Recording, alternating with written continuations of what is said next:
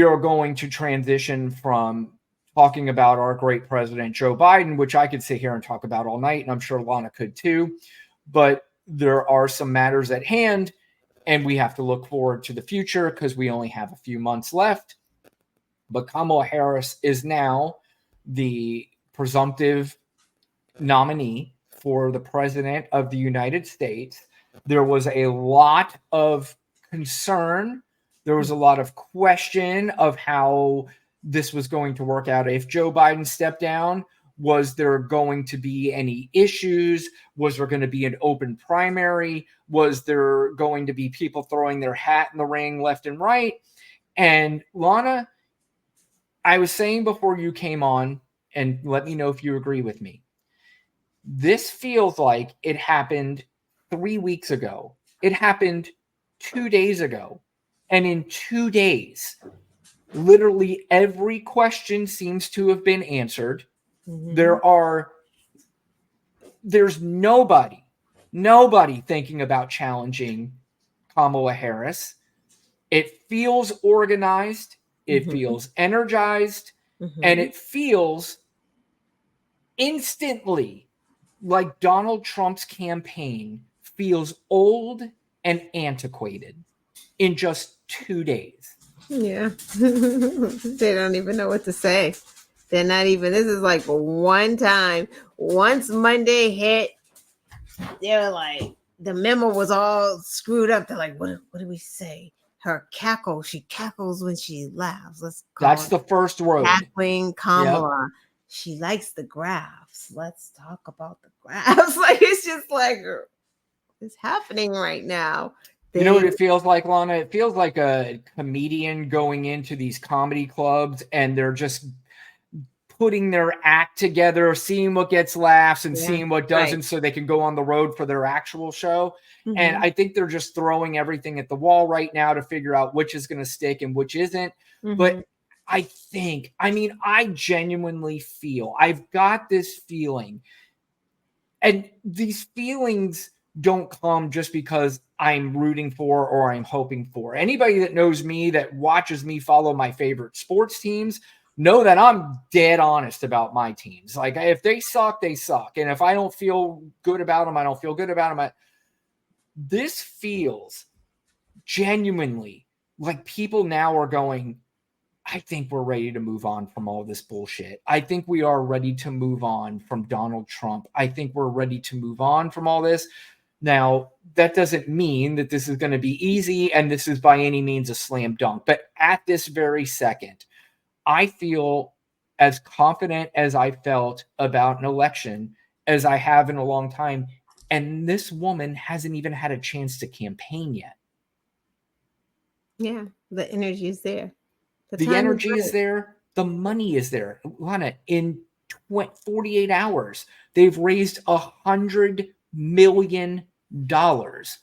That's by far a record for a 2-day period, $100 million.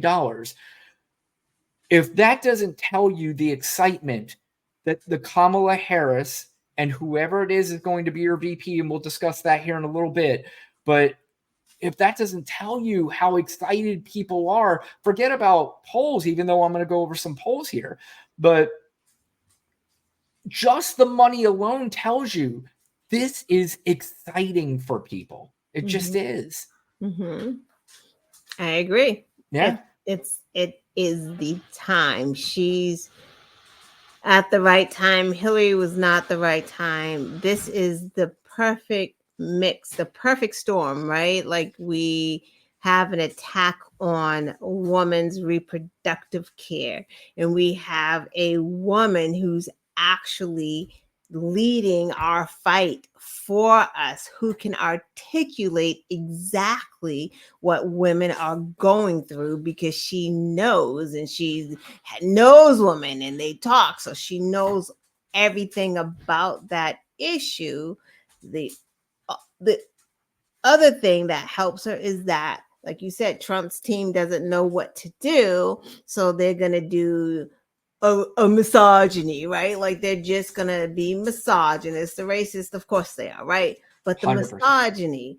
So that's another attack on a woman. Yep. So women who are already being attacked are going to be like, oh, hell no. And now you're attacking her because she's a woman and saying, I'm not going to slut shame, but I am going to slut shame her. Like, we take personal offense at this moment. So now you're galvanizing women. Mm-hmm. Now, here's the racism, right? Now the racism comes in. We want you to be racist towards her. What are you joking? Keep it up. We're like, Kamala's like, bring it on. Bring it. The whole campaign's like, come on, more racism. 100%. Kamala uppity, right? Because you ain't getting them independence. You just riling up a base you already have, you idiots. So now what you do is the black people that you thought you were getting with the shoes and them black men you thought you were getting with the mug shot, they're like, pause. What you just say about her? That's a problem. So now you're galvanizing the black community even more, like even tighter, right? Because you thought black men were the missing link, but 53,000 black men were on the phone with Kamala. Stop playing right now. So black men are not lost. You got the low-hanging fruit. You can have them because they probably don't vote anyway. Yeah, Lana, I mean, that was absolutely perfectly put. And, we discussed this the other night and you said the same thing. I mean, it's just like, we welcome, you guys don't understand, because that's what I was saying earlier. I think people are tired of this. The funny thing is that in every poll, you would hear about is, do we need a new candidate from the Democratic side? Does Joe Biden need to replace him? But if you looked at the other side of the poll, most people are saying we need another guy from this guy too. We need to get rid of him. Now what happens? And we've heard this a million times. Who's the old guy? Lana said this the other night. Who's the old guy in this race now? Who's the guy who can't put together sentences coherently? And who has no vision and no policy and plans for this country? He thinks he's going to ride this wave to November by riling up a base, like Lana just said, that he already has. And you can have them. We don't need these people anymore. And I what you just said, I'm not a big Van Jones fan because he says some stupid shit that really irritates me. But he was speaking, and I want to get your comments on this too. He had something to say very much similar to what Lana just got done saying. Insulting black women, you're going to see something you haven't seen before. Black men are not going to put up with that. I was on a phone call with 20,000 black men. The word protect came up about 1,000 times. Protect this sister. Protect this sister. We're going to protect her. Protect her. You're about to see something you haven't seen before. People messed around with Hillary Clinton and said a bunch of mean stuff to her. Black men set that out. We won't set this out. So I don't think that the Republican Party understands that all the work that they did trying to get us over there, two more days of this, it's going to be a problem. Yeah, I mean, all the work they did and the work that they did was to convince them that you guys, we are just like you because I'm being falsely arrested, I'm being shot at, I've got a mug shot, and I sell cool sneakers. I mean, how fucking insulting, And now they're going to be insulting one of their own. So I'm guessing it's not going to work out well for them. No, and for the record, I never agree with Van Jones either. But no, that's absolutely, it's protection, because it's like, this is the problem with the Republicans. They don't understand Black culture because they're so busy trying to erase it. And that makes us come together even more, because the Black community is not a neighborhood. It's not like something that you're just walking down and it's a Black community. It's a shared culture. It's the shared,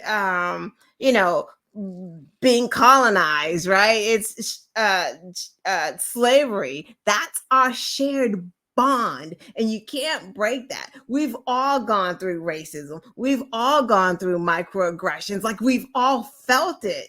So when you hit her with that, you hit the whole community with that.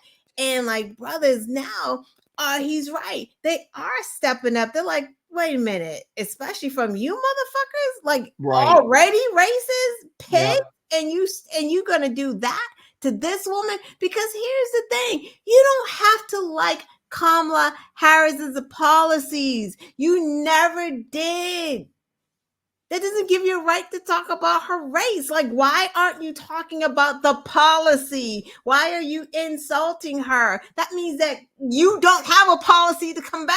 Like, there's nothing to fight against. Like, it's kind of insane and pathetic. It's like literally Kellyanne Conway calling her illiterate and lazy in the same sentence. And it's just like, what? Yeah.